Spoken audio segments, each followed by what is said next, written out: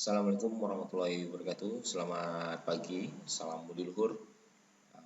Baik, saya akan menjelaskan materi pada pekan ini ya. Jadi pekan ini kita sudah memasuki pertemuan keempat dan materinya pun semakin bervariasi.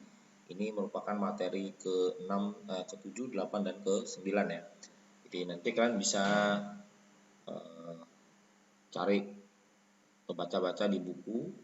Nah, ini nanti paling saya akan menjelaskan sedikit apa itu incomplete prepositional phrases, word order items, dan items involving verb problems.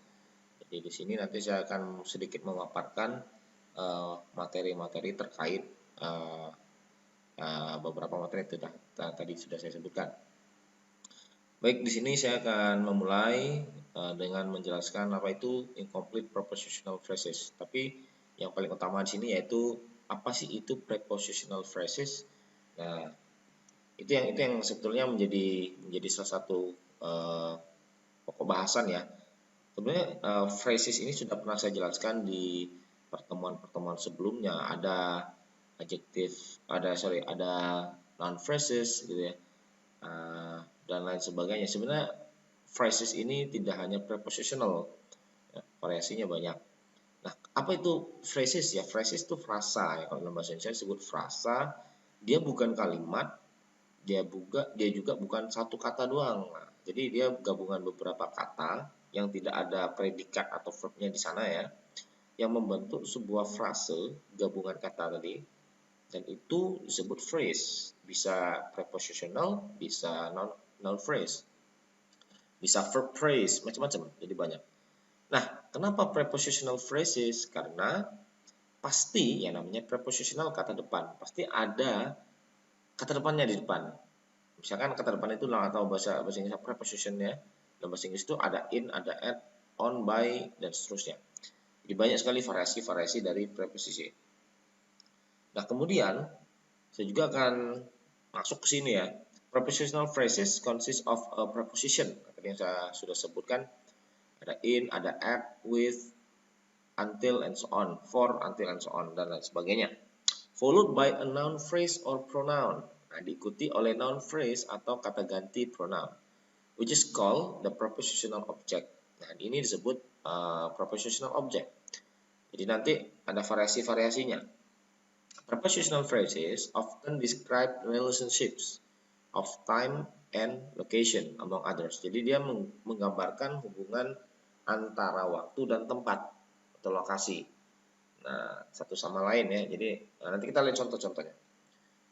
Misalkan in the autumn, maple leaves turn red. Jadi kalau kita lihat di sini kata autumn itu sebagai in the autumn maksudnya itu adalah prepositional phrases.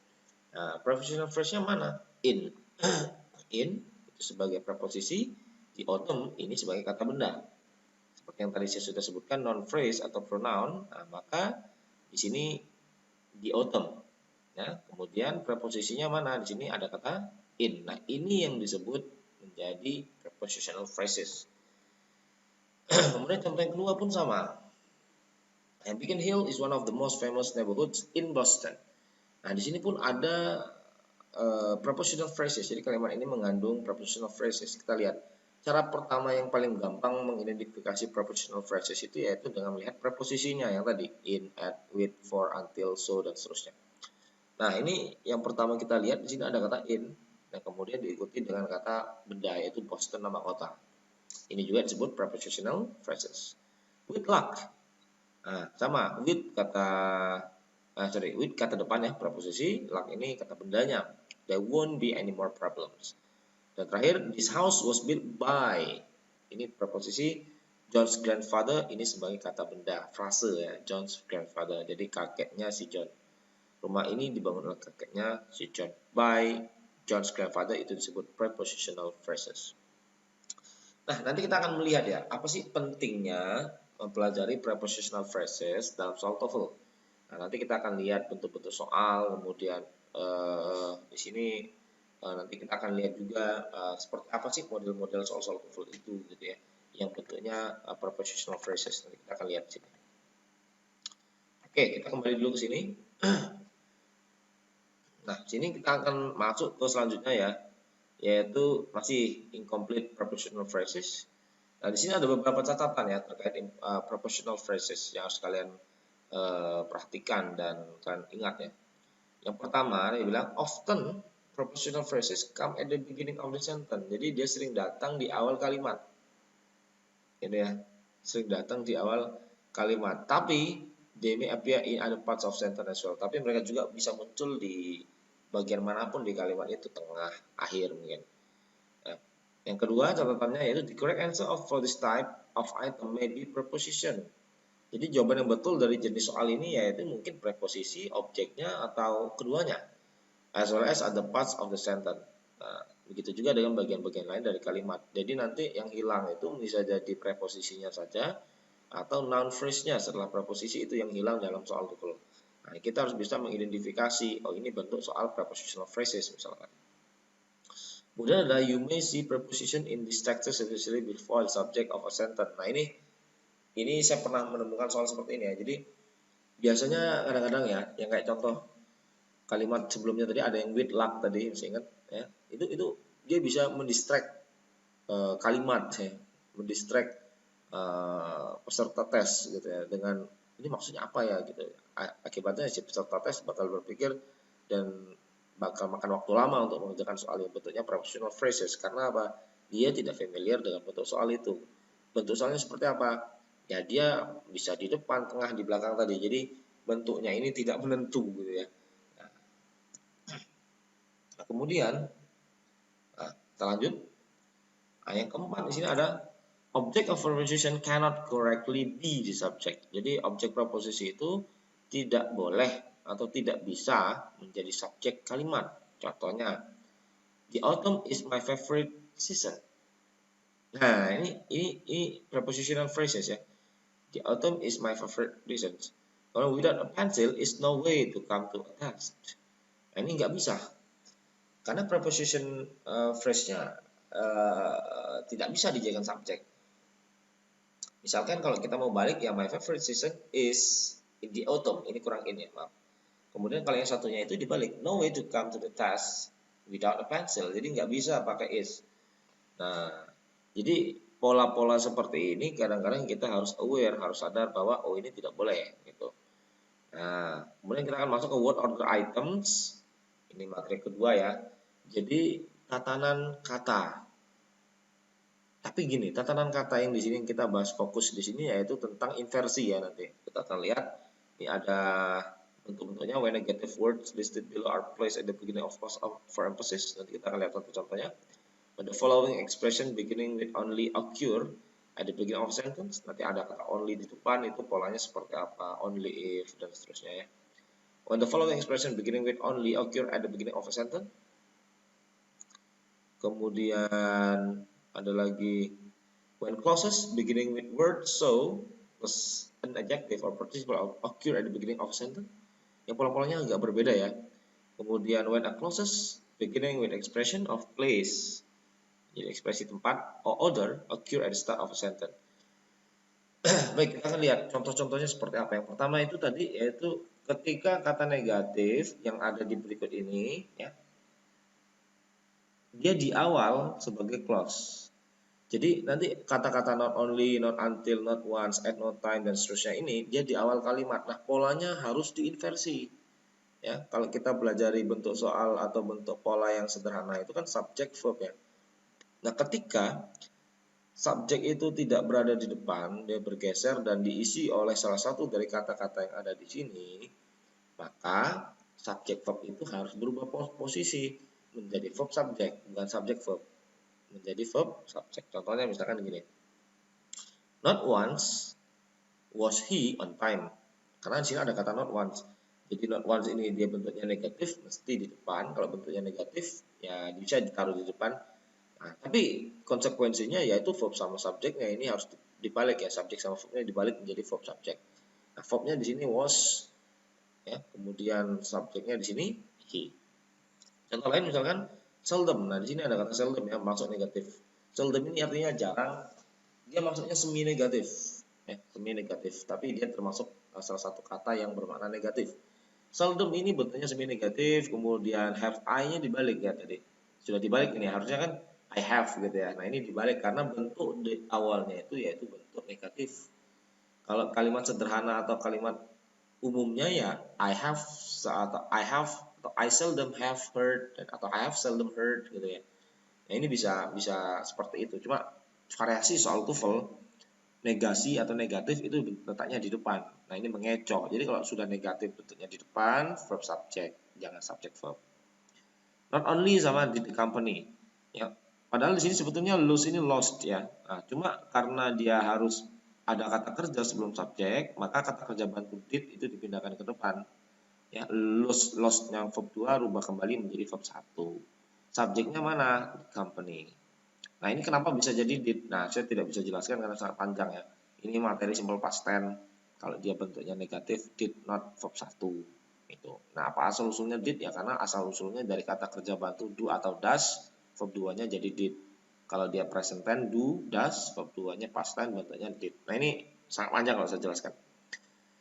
Nah, kemudian yang kedua, when the following expression beginning with only occur at beginning of sentence. Contohnya misalkan ini ya, ada kata only in, on, at, by, only once, only recently. Kalau ini letaknya di depan sama dengan yang sebelumnya, inversi. Ya, misalkan contohnya only in an emergency should you use. Jadi bukan you should use ya, tapi should verb dulu atau kata kerja bantu, you subject, use kata kerja utama. Bentuknya selalu diinversi. Atau only recently did she return. Nah, kenapa did? Karena asal usulnya itu karena return ini kan di sini kan kalau kita lihat bentuk verb 1 ya. Cuma karena did-nya sudah keluar ya di sini terpisah dengan return, maka return-nya kembali ke verb 1, did-nya tetap verb 2. Kalau kita kembalikan ke bentuk asli, she returned tulisannya pakai id ini. She returned. Nah, cuma karena dia harus terpisah karena salah satu kata kerjanya harus di depan sebelum subjek, maka did-nya di depan sebagai kata kerja bantu, she subject, return verb, main verb, kata kerja utama. Sama dengan yang satunya lagi, only by asking question can you learn, when you can learn.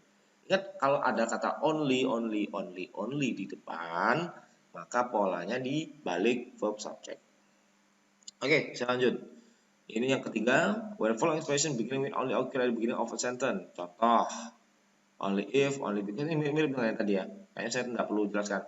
Only if you have a serious problem, should you call, bukan you should call ya, should you. Ini dua kalimat frase, ada dua independen ya biasanya. Only if you have serious problem, koma biasanya gitu. Should you call Mr. Franklin at home? Sama dengan ini. Only when you are satisfied is the sale considered final. Kalau mau kita balik bisa. The sale ya, kita balik ya. The sale is considered final only when you are satisfied. Bisa juga ini dibalik. You should call Mr. Franklin at home only if you have a serious problem. Ini bisa di switch, ya, bisa di switch. Nah, kemudian yang keempat, beginning clauses with the word so, an adjective or participle of the beginning of sentence. Misalkan contohnya gini, so-nya di awal ya. So tapi diikuti kata sifat, rare kata sifat. Maka di sini harus pakai kata kerja dulu sama kayak tadi, baru subjek. So rare is this coin. Kemudian ada lagi so confusing was the map. Kalau kita mau balik bisa aja. Contoh misalkan this coin is so rare that gitu ya. Nah, atau ini the map was so confusing that. Asal usulnya seperti itu. Kalimat asli atau kalimat sederhananya ya, pola sederhana. Cuma ya itu tadi. Soal TOEFL polanya tidak sama. Dia jarang sekali menggunakan pola sederhana subject verb object. Biasanya dia putar balik verb di depan subjeknya. Nah, itulah yang disebut inversion pattern ya. Kemudian yang terakhir dari word order ini yaitu when clauses beginning with expression of place or order occur at the start of the sentence. Kita lihat contohnya ya. Jadi ada expression of place or order. Tadi sudah ada contohnya di awal-awal saya kasih. Nah, misalkan seperti ini. In front of the museum is a statue. Di depan museum itu adalah patung. Kalimat yang sering kita ucapkan itu sebetulnya yang ini ya, kita balik. A statue is in front of the museum gitu ya. Cuma ini polanya dibalik. Ya, tadi saya bilang. Jadi expression of place. Expression of place itu ya ekspresi tempat. Tempatnya karena di sini di depan ya, di depan, in front of itu di depan, museum itu ya tempat. Maka polanya diinversi seperti tadi ya. Kemudian adalah off the coast of California lie the Channel Islands. Nah, kalau kita misalkan mau balik polanya ya di sini tadi subjeknya ini nih. Ingat ya, yang ini in front of the museum of the coast of California itu bukan subjek, itu keterangan ya. Ya, keterangan. Subjeknya itu yang paling belakang ini. Ini kalau yang kalimat pertama ST itu, kalimat keduanya the Channel Islands. Kalau kita balik kalimatnya the Channel Islands lie off the coast of California. Itu kalimat asalnya sebelum dia diputar balik. Ya. Tuh. Nah, kalau ini beda pola ya. First came a police car, then came an ambulance. Ya, ini pola-pola order susunan. Dibilang order ini urutan, bisa susunan, bisa di mana di sini? Di sini ada first, ada kata then, ada kata next, after that gitu-gitu. Ya. Itu untuk yang expression of order. Nah, kita akan masuk ke materi terakhir. Ini sebenarnya cuma catatan-catatan saja ya, catatan-catatan yang nanti kalian harus ingat dan perhatikan. Nanti di modul itu ada ya, di modul itu ada, kalian nanti silakan latihan. Di video ini saya tidak akan membahas banyak soal sih, malah hampir tidak ada soal yang saya bahas. Saya pengennya kalian lebih banyak explore lah, ya karena sudah mahasiswa jadi kalian harus lebih banyak baca dan latihan sendiri, ya self practice. Jadi saya sih cuma menganjurkan kalau nanti ada yang kurang paham boleh ditanyakan. Ya boleh di grup, boleh di Japri langsung atau di Google Classroom atau ya di media yang lain boleh atau email saya nggak masalah. Oke, kita akan masuk ke materi terakhir yaitu items involving verb problem. Jadi item-item yang sering terjadi ketika kita menghadapi soal-soal yang berbau atau ada verbnya. Yang pertama itu verb is not a really verb. Jadi verb ini nggak betul-betul verb. Maksudnya apa? Use alone kalau dia digunakan sendiri, an infinitive, gerund, or participle. Saya ingin garis bawahi kata gerund ya. Gerund itu asal usulnya kan dari kata kerja, verb. Gerund itu verb ing atau gerund itu disebut juga kata benda, noun, yang asalnya dari kata kerja.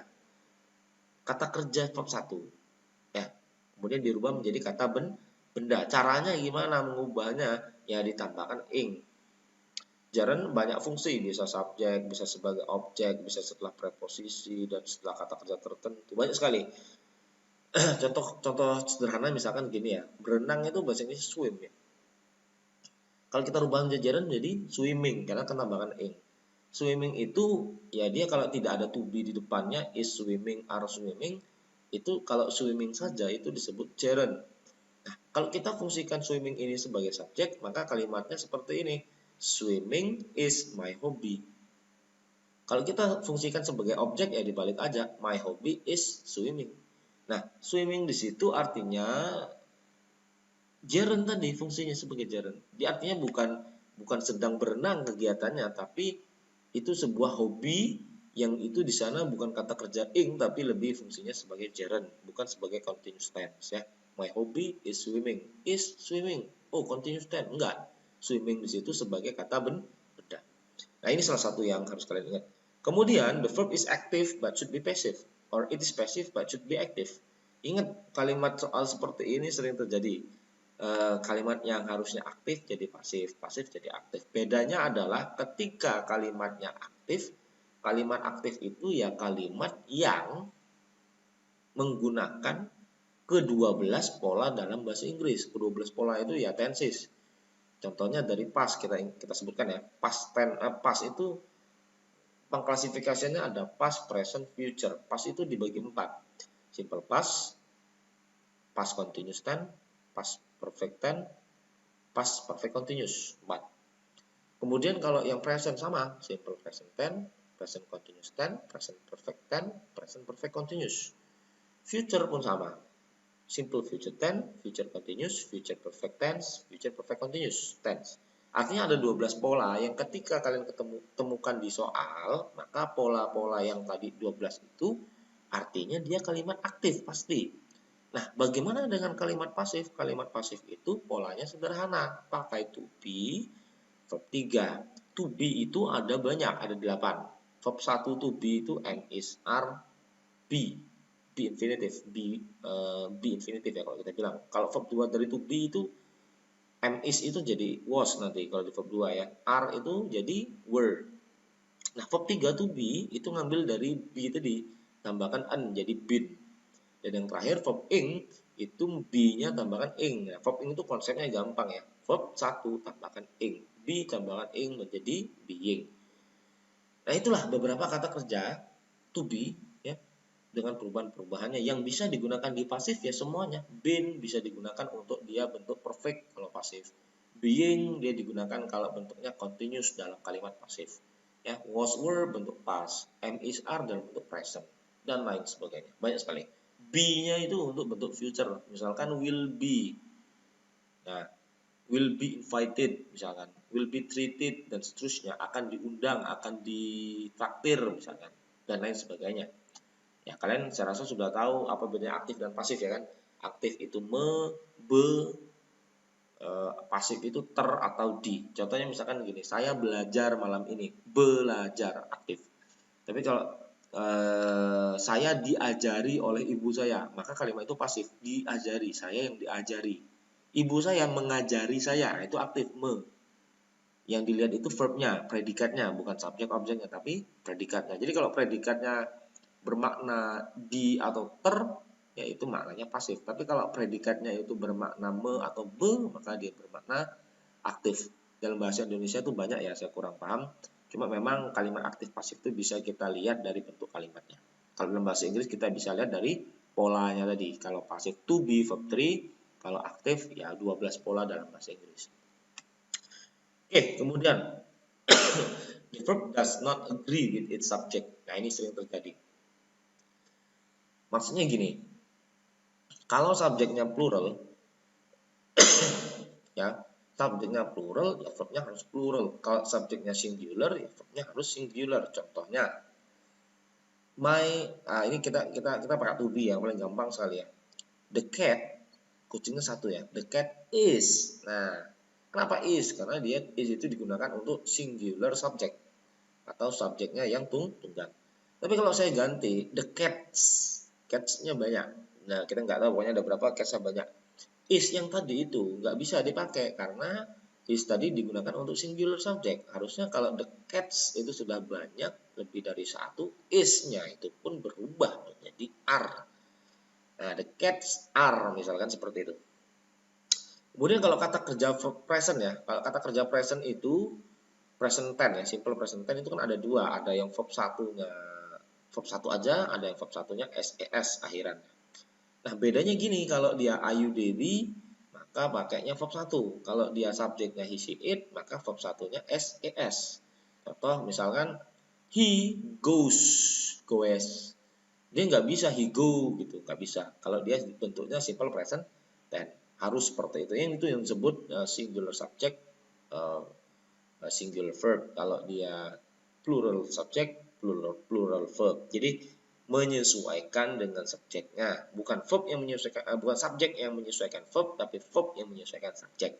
Gitu. Karena polanya kan subjek dulu baru verb, ya kan? Kemudian the verb is not in the right tense. Ya, tadi saya bilang kalau dia bentuk verb 1 present, kalau dia bentuk verb 2 itu past, kalau dia bentuk verb 3 itu perfect, kalau dia bentuk verb ing itu continuous. Itu aja. Verb itu ada 4, 1, ada 5. Bear verb itu yang to go misalkan ya. Saya kasih contoh. To watch, menonton. Verb 1-nya watch, verb 2-nya watch pakai ed, verb 3-nya watch pakai ed, verb ing-nya watching. Nah, verb 2 dan verb 3 tadi pakai ed, sama-sama pakai ed, bentuknya tidak berubah, tinggal ditambahkan ed ya. Itu artinya disebut apa? Regular verb kata kerja yang beraturan. Mungkin pernah belajar dulu waktu di sekolah atau di SMP ya, itu di SMA. Nah, tapi ada juga kata kerja yang tidak beraturan. Verb 1, verb 2, verb 3-nya berubah-ubah. Contoh misalkan go, when, gone. Verb 1-nya go, verb 2-nya when, verb 3-nya gone. Verb ing-nya ya tadi konsepnya verb 1 tambah ing, go tambahkan ing jadi going gitu. Ya, atau ada eat, makan ya. Ate, eaten. eating toppingnya, atau speak berbicara, spoke, spoken, speaking, dan lain sebagainya banyak sekali. Bentuk-bentuk kata kerja saya rasa kalian harus bisa bacalah, banyak di Google, cari aja nanti ya, list-list kata kerja tidak beraturan. Kalau yang beraturan mah gampang, verb 2 verb 3 nya tambahkan ed saja ya. Yang harus kalian ketahui adalah penggunaan tenses. Kalau dia verb 1 present ya, kalau terjadinya sekarang, sedang terjadi sekarang kalau present continuous tense. Kalau dia bentuk verb 2 itu past itu terjadi di masa lampau, ada yang bentuknya past continuous dan lain sebagainya. Ada yang bentuknya perfect. Perfect ini bisa jadi kalimat kejadiannya itu sudah selesai terjadi atau masih sedang terjadi juga sekarang. Verb 3 dia pakainya. Dan terakhir itu verb ing, itu biasanya digunakan untuk kalimat yang berbentuk continuous. Continuous itu maknanya sedang terjadi. Kalau dia present continuous tense, sedang terjadinya present sekarang. Kalau dia past continuous tense, maka sedang terjadinya past di masa lampau. Kemarin saya sedang makan, ketika kamu datang. Nah, saya sedang makan kemarin itu pakai past continuous. Future continuous ya sama, nanti sedang makan. Ketika kamu nanti datang jam 7 malam, saya sedang makan. Nanti sedang makan, future continuous. Ini banyak sekali penjelasan tenses, saya nggak akan jelaskan di sini ya. Nah, itu. Dan yang terakhir, unnecessary element comes before the verbs. Ya, banyak sekali. Ya, kata kerja, elemen-elemen yang datang sebelum kata kerja itu, personal pronouns ya. Ya, kadang-kadang gini, dalam bentuk soal TOEFL itu ada distractor ya kalau bahasanya tadi ya, pengacau yang sebetulnya kita udah tahu itu salah. Nah, cuma memang sengaja diselipkan supaya kalian bisa memahami apa enggak nih bentuk salahnya di sana gitu ya. Nah, nanti materi-materi ini kan banyak sekali ya, saya nggak bisa menjelaskan satu persatu, dan latihan-latihan itu saya rasa kalian bisa baca-baca. Latihanlah nanti hari Jumat ya, Jumat yang SI nanti susulan, itu ada kuis 10 soal terkait 3 materi yang kita pelajari di pekan ini. Jadi 10 soal saja. Jadi nanti setiap pekan itu akan ada kuis. Saya ambil semua dari modul. Jadi kalau kalian yang ngerjain itu pasti bisa mengerjakan lah, ya kan. Jadi rajin-rajin lah mengerjakan modul, UTS dari sana, UAS dari sana semua. Jadi silakan yang rajin ya nilainya pasti bagus. Ya, yang belum rajin gimana caranya supaya rajin seperti itu. Oke, saya rasa itu aja sedikit yang bisa saya sampaikan. Nanti tolong lebih banyak latihan ya. Saran saya setiap pekan selalu lebih banyak latihan. TOEFL itu bukan orang pinter ya, tapi bukan hanya dibutuhkan orang pinter bisa mengerjakan TOEFL nilainya bagus, tapi orang yang ulet, tekun, plus pinter. Nah, itu bisa nilainya bagus tuh. Ya, kalau kalian nggak pinter, gimana rajin dan bisa mengejar ketertinggalan. Tapi kalau kalian sudah pinter, tambahlah rajin lagi biar jadi perfect gitu ya, udah rajin pintar. Nah, itu. Oke, mungkin itu aja dari saya untuk pertemuan kali ini. Terima kasih, selamat belajar ya. Dan kalau ada yang mau ditanyakan, boleh ditanyakan lewat grup atau langsung ke saya. Sekali lagi saya ucapkan terima kasih, selamat belajar. Sampai ketemu di pertemuan selanjutnya, di video selanjutnya, di channel yang sama, channel Mr. Yudi dan ESP Advangur TV. Saya akhiri, wassalamualaikum warahmatullahi wabarakatuh.